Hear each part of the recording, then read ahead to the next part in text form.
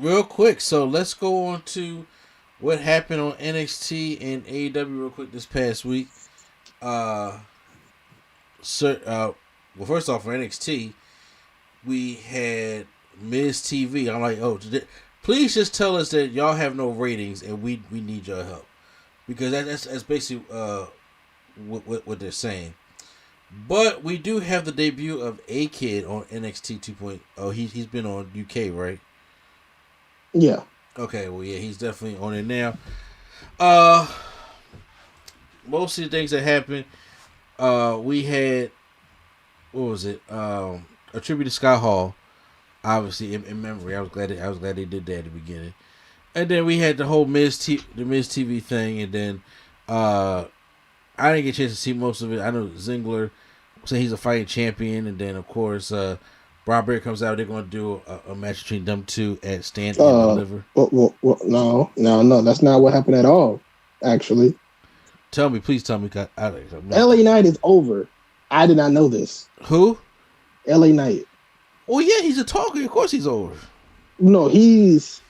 He has a rocket on his day. He's like Rock, but like NXT Rock. I swear. Okay. I'm not joking. He was like, because he said whatever he says at the end of his name, they say it. So he was like, you know what? The new NXT champion is going to be LA Knight. Yeah, something like that. They say. I don't know. It was going crazy for his catchphrase. And then they banned Breaker from the arena.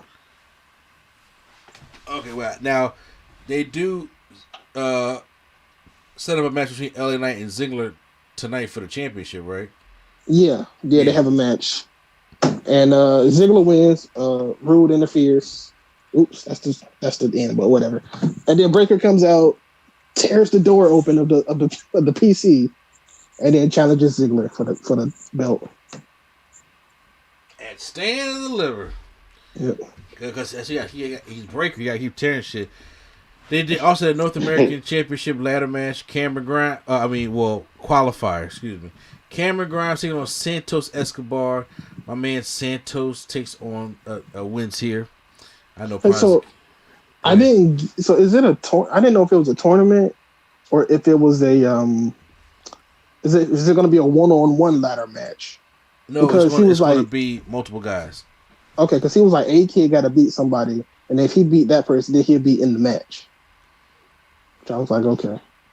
Yeah, no, it's going to be because Carmel had said, "I want to defend the title the same way it was first won inside of a ladder match." And remember, that was one of the best ones. He didn't say multi-man ladder match though. Say what? He didn't say multi-man. He just said a ladder match. It was decided with 6 people in one ladder match. I figured he would do the same thing.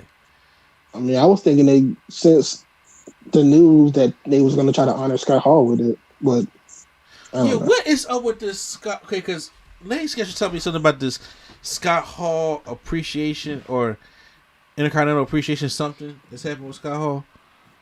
No, that's what people were pitching. It should be like a Scott Hall ladder match invitational for the Intercontinental Championship, which could happen because Ricochet doesn't have an opponent, so they could do that. That would be dope. I mean, y'all gotta find a couple days to do this shit though, but a Scott Hall invitational, you could just have like a 4 or 5 way ladder match, to be honest with you. Yeah, we could do that for an Intercontinental Championship. I mean, who don't got nothing to do? Seth could be in that match if they want, like they wanted to, but they not. But you know. Yeah, but I mean, that would give me a little bit more hyper for WrestleMania because you put Ricochet in a ladder match, you just already know. It's like, okay, he can go out there and do his thing. So, yeah, Santos Escobar won that one. A Kid took on Kushida. A Kid wins with a springboard DDT. So, Saray taking on Tiffany Stratton. Tiffany Stratton wins there with a spinning Vader bomb. Once again, what the fuck is up with Saray? Like, she was good. She lost like a match. Thought she failed her people. Went back and came back and has now won. So I'm like, I'm missing the point of the storyline here. That's Vince for you. I mean, Saray was fine. She was drop kicking, Jones in the mouth and laying them out. She lost like a match. and was like, I have failed. It's kind of like the Xia Li shit. And then she goes to Japan, comes back like anime rival schoolgirl, and then I have not seen her win a match, and she's wrestling in this schoolgirl gear. I'm like, what are we doing here? Yeah, I told you Vince. I think Vince just hates Joshi. That's all that is. Oh, is that her name or is there something else I'm missing? Oh, that's Japanese women's wrestling. Oh, okay. Oh yeah, he has to. He has to. I was like, I don't understand this one. Ciampa comes, pays tribute to Razor Ramon in the ring with the and sits on top rope. I did not get a chance to see this whole segment. I was gonna text you. He was talking like he was gonna retire, pretty much. That's it. He smells that main roster coming closer. That's what he's like. NXT went from red and black to whatever this is, and yeah, I think I'm done. I think my time is calling. I think I'm done. Yo, if he and then it was like, please don't go and all that kind of stuff. And Tony Baloney came out, and he was like, you know what, you're one of the people I looked up to. And then obviously he faked them out, low blow, and it's gonna be Tony Baloney and Ciampa at the pay-per-view. Tommaso Ciampa. You said what? I'm saying Tony Baloney and Tommaso Ciampa. Yeah, I mean, I'm gonna assume Tony Baloney wins because it's probably gonna be Ciampa's last NXT match, and he probably goes to the main roster. So. Oh God, he gonna do that? Well, he said for the last 7 years I call NXT my home, and I'm not doing that no more. So it's either he leaving the company or he going to the main roster. Damn, man. Or he goes to NXT UK or something. I don't know. Y'all better hold on to y'all 2K22 because you already know Ciampa got the beard requirement for CYN. Oh my God. No, we're not doing that. Indy Hartwell taking on Persia Prada, her partner, but I was just like, I don't understand what happened here. Because Indy wouldn't let her kiss her boyfriend. Oh, is this when Indy started making out with Dexter Lumis? Yeah. Okay, like, oh God. Raul Mendoza, with Legado del Fantasma takes on Dominic Mysterio. Mm-hmm. And I was like, okay, I say, yeah, we just need main roster people. Anytime you got to bring main roster people down to NXT, y'all just know y'all hurting for ratings here. Honestly, I think Dominic should stay on NXT. He really should. I mean, like, after this thing with this bullshit with Logan Paul's done. I just think NXT is a better fit for his, like, because he's still learning and he's like, he can be big in NXT if they treat him like Rey Mysterio Jr. Like, you know what I'm trying to say? All right. Yes, I said, I agree with you. He needs to be, he should have been in NXT the first place, but Rey, the only reason why he on the main roster is Rey, and that's it. And that is completely it. Other than that, nah.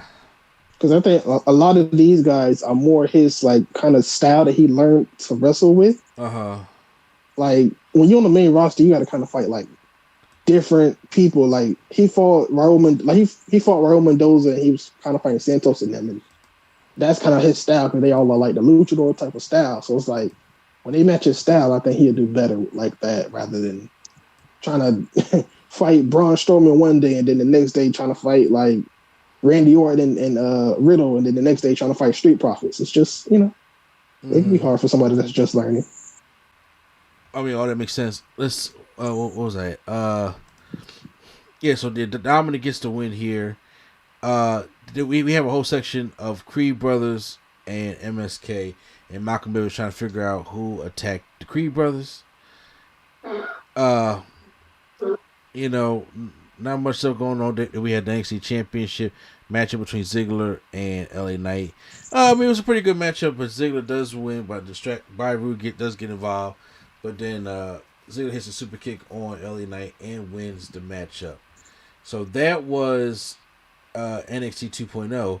But going over to AEW Dynamite, which is the St. Patrick's Day Slam, 1 year later since the non-sanctioned match between Dr. Brent Baker, D.M.D., and Thunder Rosa, and it didn't count. And I was saying that it wasn't the right time for, the championship to be taken off of her yet at what was that pay-per-view we had? Revolution. Mm-hmm. But right now, doing it 1 year later, yeah, it was the right call for that. I think they should have took it off of her at the pay-per-view and just had her celebrate here because it wasn't the right time 2 weeks ago, but now it's the right time. Yeah. It was the right time. It don't no look, bro. She in San Antonio. The crowd was hot for her. It was in a steel cage match, and they did call back to all their spots. Not no regular singles match. You gotta have it's the like the 1 year since the last St. Patrick's Day Slam they had, and you got the blood, you got your thumbtacks and everything that Britt Baker threw at her that she won with last time, or what Thunder Rosa, comes out and wins with it this time. And this match was better than their one at Revolution. Obviously, because Thunder Rosa was feeling a lot more better. They had a trios match with Adam Page and Jurassic Express. That's who Adam Page picked to be his partners against Adam Cole and his best friends, Red Dragon. So, that was a good opener because obviously, we have Red Dragon and you have Jurassic Express, and Adam Cole in there too. Obviously, Adam Cole is going to come back for his another shot at the championship. Don't know what it's going to be though, but they hit the high low on Jungle Boy. Hey, hopefully for me it'll be next week, right before WrestleMania. Hopefully for me it will be. I don't know all about that. I do believe there'll definitely be what was I going no, I don't know if they're gonna hold out to Double or Nothing. When's the next TNT show? Like the actual I have no idea. They're supposed to have four year also. I was like, I don't know when that last one they had was so bad. I was like, I don't know they want. Yeah, because people was out for COVID, so it was like, hey, we can't even really do what we wanted. Chris Statlander's wiping off her alien makeup. Maybe she's being regular. John Moxley. I think she turned heel. Oh, John Moxley and Bryan Danielson take on Chuck Taylor and Wheeler Yuta. Mm-hmm. Obviously Moxley and Bryan Danielson win this one with the Bulldog choke, but Wheeler Yuta, as him and the best friends are on walking back up, he comes back as like, nah. He comes back into the ring and it looks like he wants to be a part of this whole new Regal stable. Regal slaps the fuck out of him. And then you mouthed off to prove yourself. So I'm curious to see if they're going to make a stable. Or I like it mostly just keeping it with Moxley and Danielson, to be honest with you. But we didn't add people. Yeah. FTR fired Tully because he was laser focused. Then we get Jericho. All I'm saying is, if they bring in who they've been teasing, I don't know. I think that would be good, but we'll just have to see. You talking Bret Hart? Yeah. Bret Hart ain't gonna stay there full time. You look, Bret Hart be the cool manager, yes, but Bret Hart ain't gonna be there full time. Not like Tully was. Bret Hart be there for like a match and be like, all right, when y'all win the championships, all right, cool. And then hey, I'm just saying if they pay him, he might. There's enough zeros on for him to do it. He might. I mean, he might. Jericho Appreciation Society is out, and he was out there to explain why he calls himself the Jericho Appreciation Society, and taking some shots at WWE because he said 2.0 was a team that was created by a name by bad creative, even though they were 3.0 in the Indies and they was 2.0 in NXT. Oh no! They was Everrise. That's right. That's what they were. Oh, Everrise was bad. They were Everrise, and then now they go to 2.0 in NXT. Jericho had, I see a lot of jokes about this because Jericho was telling the story about when he helped out Daniel Garcia, and he was like, on January 6th, I was just like, oh shit. And then he made sure he said 2019, and everybody was just like, oh, we thought you was talking about last year. It was like, where was you at, Jericho? But anyway, talk about when Daniel Garcia got this accident, and that he donated money and to help him because he had broken bones and stuff like that. And Jericho says that he is not a wrestler. he is a sports entertainer. If they ain't gonna get you heat in AEW, well, what will? Daniel Garcia picks up the mic and looks a little upset, and then he says, "Well, if you're a sports entertainer, then I'm a sports entertainer too." And it is now the era of the Jericho Appreciation Society, and that's entertainment. It's the era of the sports entertainer. How did you feel about it, Prime? What's up? I actually, how did you feel about it?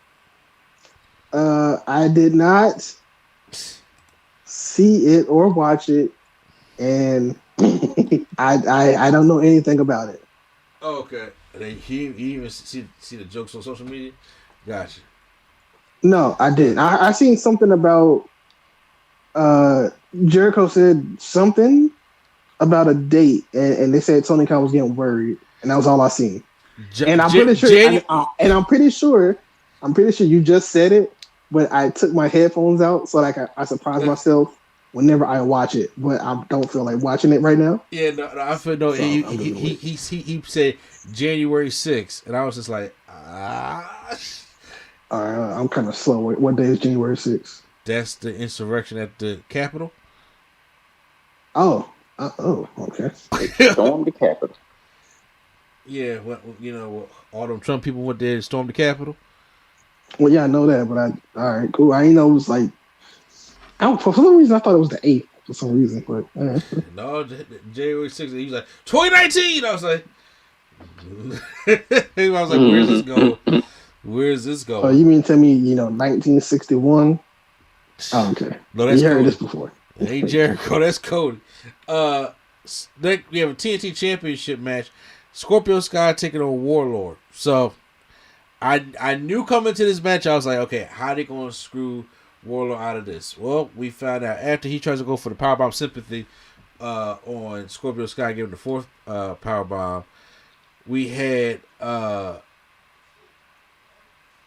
was it? Dan Lambert gets up on the apron and then try to get up in Warlord's face, and then on the outside, Shawn Spears comes out the ramp, but then MJF comes out of nowhere and push Warlord into the ring post, and then hits with the diamond ring, I believe it is, and then pins on 1, 2, 3, and then they beat down Warlord after the match. And for some reason, MJF pays off Lambert, and I was just like, okay, I didn't understand why that was a thing.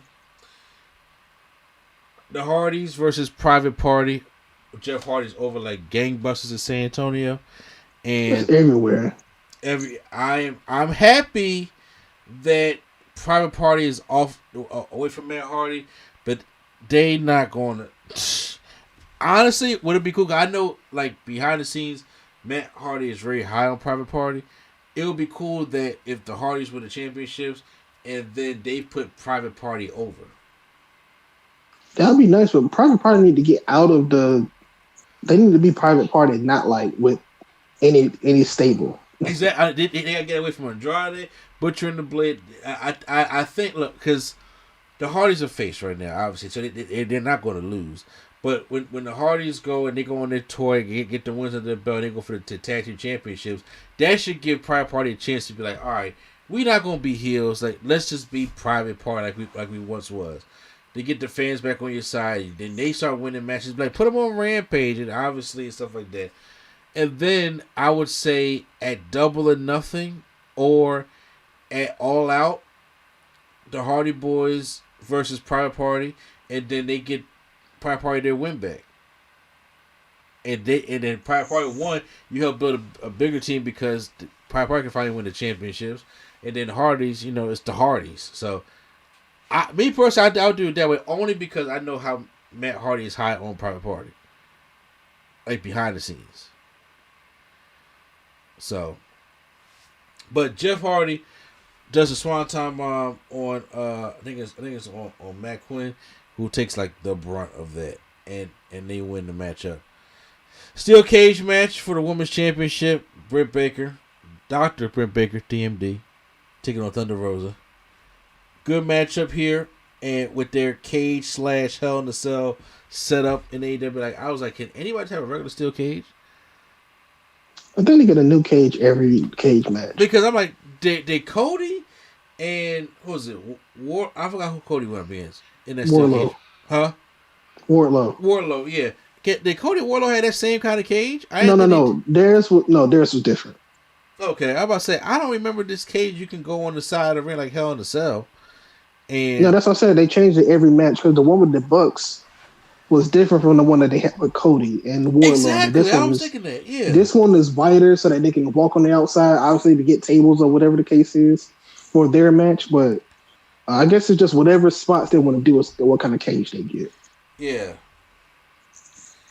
I mean, well, yeah, it was a lot of spots that it went on, and air raid crashes into chairs and superplexes, and then of course, we get the thumbtacks, which I believe that the thumbtack spots that they had in their match last year was better than the ones in this one, but Rosa hits a powerbomb onto the thumbtacks and then hits the fire thunder driver on the thumbtacks and then pins Britt Baker and wins the AEW World Champion.